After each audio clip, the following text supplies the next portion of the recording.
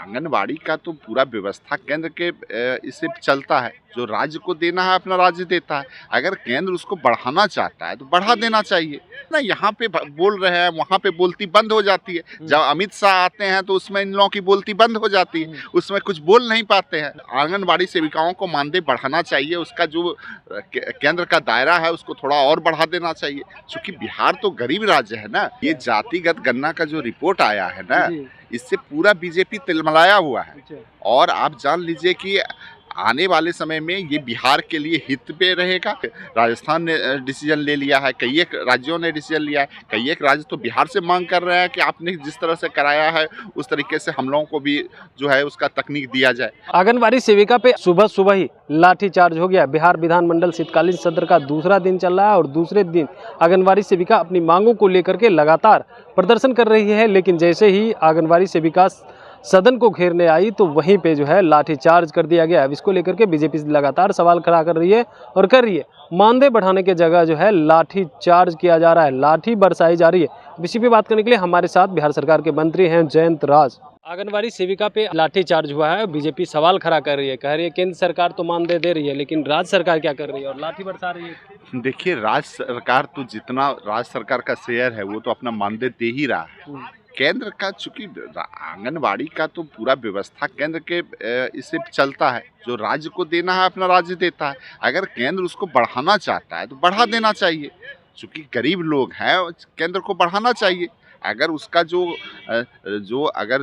श्रमिक है अगर बढ़ जाएगा केंद्र सरकार के द्वारा तो राज्य सरकार भी अपनी ओर से कुछ बढ़ाएगी तो उसको अच्छा होगा। कि बढ़ाना होगा, 15,000 मानदेय देना होगा हर हाल में बिहार सरकार। तो ठीक है ना, तो ये तो बात अपने केंद्र के लोगों को कहना चाहिए ना। यहाँ पे बोल रहे हैं, वहाँ पे बोलती बंद हो जाती है। जब अमित शाह आते हैं तो उसमें इन लोगों की बोलती बंद हो जाती है, उसमें कुछ बोल नहीं पाते हैं। उसमें मुंह में क्या कहते हैं, सेलो टेप चिपक जाता है। जिसमें कि अमित शाह जी आते हैं या केंद्र के जो भी मंत्री हैं यहाँ के, तो उनसे बोलना चाहिए ना कि जो है आंगनबाड़ी सेविकाओं को मानदेय बढ़ाना चाहिए, उसका जो केंद्र का दायरा है उसको थोड़ा और बढ़ा देना चाहिए। क्योंकि बिहार तो गरीब राज्य है ना।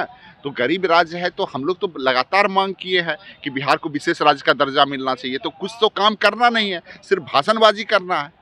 लोगों को मानदेय की बात है तो उसको बढ़ा देना चाहिए, इन लोगों को बात करना चाहिए। लाठीचार्ज हुआ उसको किस रूप में देख रहे हैं? नहीं, ठीक है, अगर कहीं कोई उग्र प्रदर्शन होता है तो उसको रोकने के लिए, ये करने के लिए, कानून व्यवस्था को बनाए रखने के लिए वो तो काम है राज्य सरकार का कि कानून व्यवस्था को अगर बनाए। हल्का बल का प्रयोग का करना चाहिए, लेकिन यहाँ तो महिलाओं पे ही लाठी बरसा रहे हैं। नहीं, जो भी किया गया होगा वहाँ पे तो अभी मैंने देखा नहीं है पूरी बात को, लेकिन मान लीजिए कि जो भी किया गया होगा तो मतलब जो कानून के दायरे में है उसी को किया गया होगा। हल्का तो कभी कभी कड़ाई भी करना पड़ता है। आर्थिक रिपोर्ट अभी तक सार्वजनिक नहीं किया गया है, लेकिन अभी से ही सवाल खड़ा होने लगे। चलिए ना, अभी सब कुछ पता चल जाएगा। और देखिए, फर्जीवाड़ा किया गया ये जातिगत गणना का जो रिपोर्ट आया है ना, इससे पूरा बीजेपी तिलमिलाया हुआ है। और आप जान लीजिए कि आने वाले समय में ये बिहार के लिए हित पे रहेगा और पूरे देश के लिए हित में रहेगा। पूरा देश जो है, हर एक राज्य चाह रहा है कि आज जातिगत गणना हम करवा लें, आर्थिक गणना करवा लें। हर एक राज्य चाह रहा है। आप न्यूज़ में देख ही रहे हैं कि हर एक राज्य के, राजस्थान ने डिसीजन ले लिया है, कई एक राज्यों ने डिसीजन लिया है, कई एक राज्य तो बिहार से मांग कर रहे हैं कि आपने जिस तरह से कराया है उस तरीके से हम लोगों को भी जो है उसका तकनीक दिया जाए। अब इंडिया गठबंधन पे सवाल खड़ा कर रहे हैं और कह रहे हैं कि कर्नाटक में भी जाति आधारित गणना का रिपोर्ट हुआ था, कांग्रेस क्या की, सार्वजनिक क्यों नहीं? अब यहाँ तो किया जा रहा है ना। कर्नाटक की बात, कर्नाटक की परिस्थिति तो अलग है और यहाँ पे तो किया जा रहा है और बड़े अच्छे तरीके से किया गया।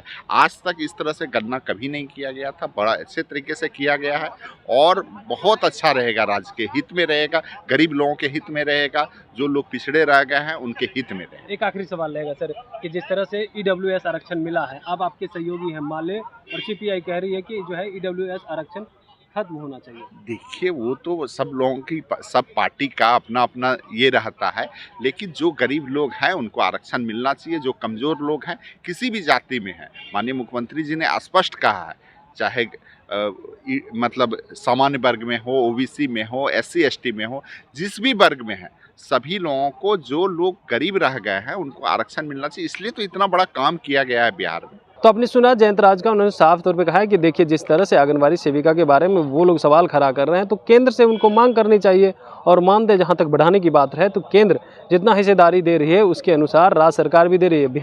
बिहार राज्य है, गरीब राज्य है और जितना होना चाहिए उतना तो दे ही रही।